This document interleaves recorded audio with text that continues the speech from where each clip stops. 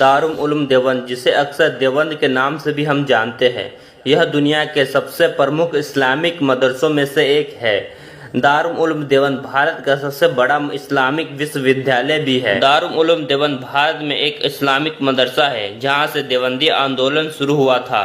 यह 1857 के स्वतंत्रता संग्राम की विफलता के मद्देनजर भारतीय मुस्लिम धर्मशास्त्रियों द्वारा स्थापित किया गया था, जिसने मुगल साम्राज्य के उन्मूलन और दक्षिण एशिया मुसलमानों की राजनीतिक आर्थिक दुर्दशा के कारण बना था।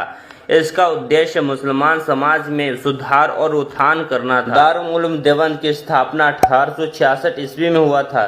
यह देवबंद में स्थित है, जो उत्तर प्रदेश के सहारनपुर जिले का कस्बा है। मुगल मुस्लिम शासक के हटने के पश्चात अनेक मुस्लिम संगठन या तो बंद हो चुके थे या दिशाहीन रूप से मौजूद थे।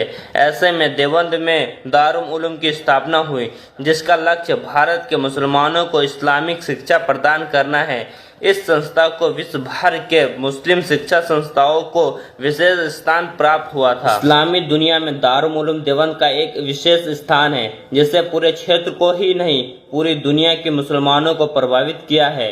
दारुल उलूम देवबंद केवल इस्लामिक विश्वविद्यालय ही नहीं, एक विचारधारा है जो काफिरों के विरुद्ध इस्लाम को अपने मूल और शुद्ध रूप में प्रसारित करता है। इसलिए मुसलमानों में इस विचारधारा से प्रभावित मुसलमानों को देवबंदी कहा जाता है। देवबंद उत्तर प्रदेश के महत्वपूर्ण नगरों में गिना जाता है, जो जनसंख्या के हिसाब से तो 1 लाख से कुछ अधिक जनसंख्या का एक छोटा सा नगर है, लेकिन दारुल उलूम ने इस नगर को बड़े बड़े नगरों से भारी व सम्मानजनक बना दिया है, जो न केवल अपने गर्व में ऐतिहासिक पृष्ठभूमि रखता है। मैं आपकी जानकारी के लिए बता दूं कि दारुल उलूम देवबंद में 5000 से भी ज़्यादा बच्चे एक साथ तालीम लेते हैं।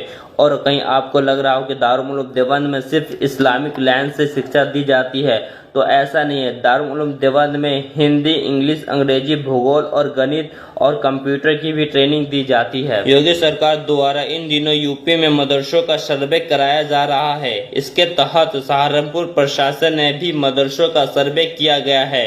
सर्वे में सहारनपुर के 306 मदरसों गैर मान्यता प्राप्त मिले हैं।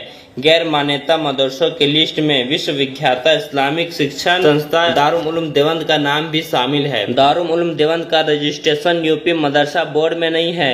दारुल उलूम देवबंद बिना सरकारी सहायता के यानी ज़कात चंदे से संचालित किया जाता है। दारुल उलूम देवबंद का रजिस्ट्रेशन सोसाइटी एक्ट 1866 में कराया गया था। दारुल उलूम से देश भर के 4500 मदरसे संबंध है। इनमें से 2100 मदरसे उत्तर प्रदेश या केंद्र सरकार से किसी प्रकार का कोई अनुदान या सहायता नहीं लेते हैं। दारुल उलूम देवबंद मदरसे का संचालन ज़कात यानी चंदे से मिली मदद से किया जाता है। दारुल उलूम मदरसा आज भी बिना किसी सरकारी सहायता के बिना 157 साल से चल रहा है। सिर्फ ज़कात चंदे के पैसों से अल्लाह तबारक व तआला इस मदरसे का निजाम चला रहे हैं।